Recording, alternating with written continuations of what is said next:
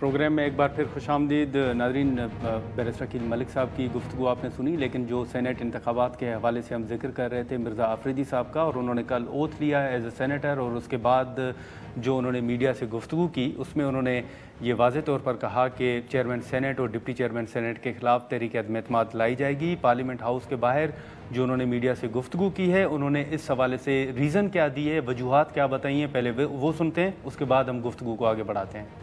आईनी जो है बिल लेके आएंगे। इसको एक जरूरी बात मैं कहना चाहता हूँ, बड़ी जरूरी, वो ये है कि 1.5 साल पहले मैं इस पार्लियामेंट में नहीं था, आज मैं 1.5 साल बाद आया हूँ। चेयरमैन सेनेट और डिप्टी चेयरमैन सेनेट कैसे मुंतखब हुए? मैंने तो वोट नहीं दिया। ये फेडरेशन है, चार, जैसे आप चारपाई के 4 हिस्से होते हैं ना, 4 पाँव, ये फेडरेशन है। तो एक फेडरेशन के मेंबर आए नहीं थे तो डिप्टी चेयरमैन और चेयरमैन कैसे सिलेक्ट हुए?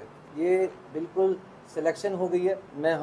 मैं अपनी पार्टी की तरफ से भी हम इसके ऊपर अदम-ए-एतमाद लेके आएंगे, नो कॉन्फिडेंस लेके आएंगे, क्योंकि ये हमारा हक है। मैंने वोट नहीं दिया, मेरे मेंबर्स नहीं थे, हम 11 मेंबर्स वहाँ से नहीं आए थे, हमारी पार्टी के कोई मेंबर नहीं था, और बगैर उसके यहाँ पे इन्होंने इलेक्शन लड़ लिया और डिप्टी चेयरमैन और चेयरमैन बैठ गए। तो इंशाल्लाह इसके ऊपर हम मुशावरत करेंगे। जी नाज़रीन, मिर्ज़ा आफरीदी साहब की गुफ्तगू आपने सुनी। अब यही सवालात उठ रहे हैं कि क्या पाकिस्तान तहरीक इंसाफ ये तहरीक अदम-ए-एतमाद जिसका वो ऐलान कर रहे हैं वो ला सकेगी, और किस हद तक वो कामयाब हो सकती है या नहीं। मिर्ज़ा आफरीदी साहब हमारे साथ मौजूद हैं, हम उनसे गुफ्तगू करेंगे। मिर्ज़ा साहब, बहुत शुक्रिया वक्त निकालने का। कल हमने देखा कि ओथ बाद आपने जो मीडिया से गुफ्तगू की उसमें आपने चेयरमैन सेनेट और डिप्टी चेयरमैन सेनेट के ख़िलाफ़ तहरीक अदम-ए-एतमाद लाने का ऐलान किया। आप समझते हैं कि यह हतमी फ़ैसला है और चेयरमैन और डिप्टी चेयरमैन सेनेट के ख़िलाफ़ तहरीक अदम-ए-एतमाद लाई जाएगी? नादर साहब, मैं आपको बताऊं, क्योंकि मैं यहाँ पे डिप्टी चेयरमैन भी रह चुका हूँ, और ये 2024 में मैं रिटायर हो गया था, और आज 2025 है और जुलाई आ गया है। हम 1.5 साल बाद यहाँ पे हाउस में आए हैं, और 1.5 साल तक यहाँ पे चेयरमैन और डिप्टी चेयरमैन मौजूद थे। ठीक है। लेकिन मैंने कल ये बात भी की थी कि एक फेडरेशन है, अगर एक फेडरेशन का एक यूनिट ना हो तो कैसे यहाँ पे इलेक्शन हो सकता है? मतलब मैंने कल कहा था कि अगर एक चारपाई के 4 पाँव है, एक पाँव मौजूद ना हो तो आदमी बैठ सकता है। तो मैं समझता हूँ कि ये इलेक्शन ही गलत हो गया था। इन्होंने इलेक्शन किया भी नहीं, ये सिलेक्शन करके आ गए हैं, क्योंकि हमारे पार्टी ने बाइकआउट किया था, तब हमारे मेंबर भी इतने नहीं थे। अभी हमारे मेंबर आ भी गए हैं, ठीक है। मैंने अभी पार्टी के साथ मशावरत करनी है, और पार्टी ने भी कहा है कि हम इसके ऊपर बैठ के बात करेंगे कि हम पहले किसके खिलाफ लेके आएंगे, डिप्टी चेयरमैन के खिलाफ या चेयरमैन साहब के खिलाफ। लेकिन मिर्ज़ा साहब, मतलब ये फैसला हुआ है या इस पर मुशावरत हो रही है कि तहरीक अदम-ए-एतमाद लानी है, लेकिन ये फैसला अब होना है कि पहले किसके खिलाफ लानी है?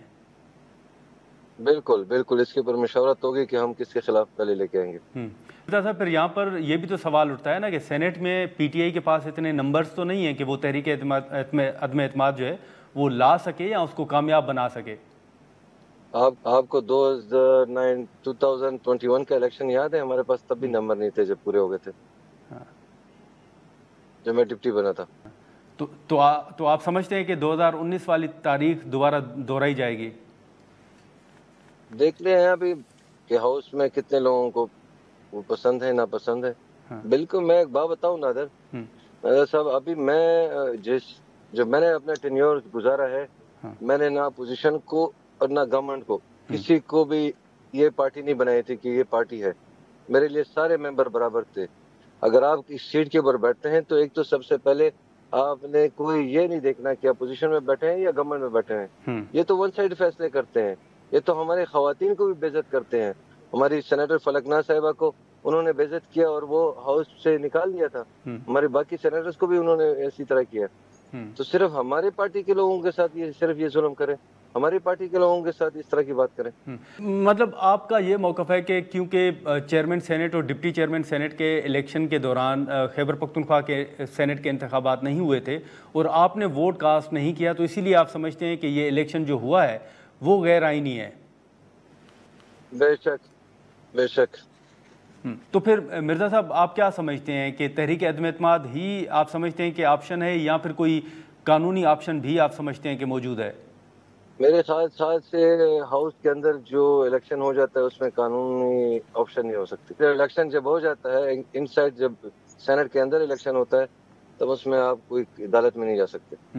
लेकिन मिर्ज़ा साहब, आपको ये भी याद होगा कि गिलानी साहब इस वक्त चेयरमैन सेनेट हैं और वो हफीज़ शेख साहब को उन्होंने हराया था और वो वहाँ से सेनेटर जो है वो मुंतखब हुए थे। इवन उस वक्त पाकिस्तान पीपल्स पार्टी के पास कौमी असम्बली के अंदर मेजॉरिटी भी नहीं थी।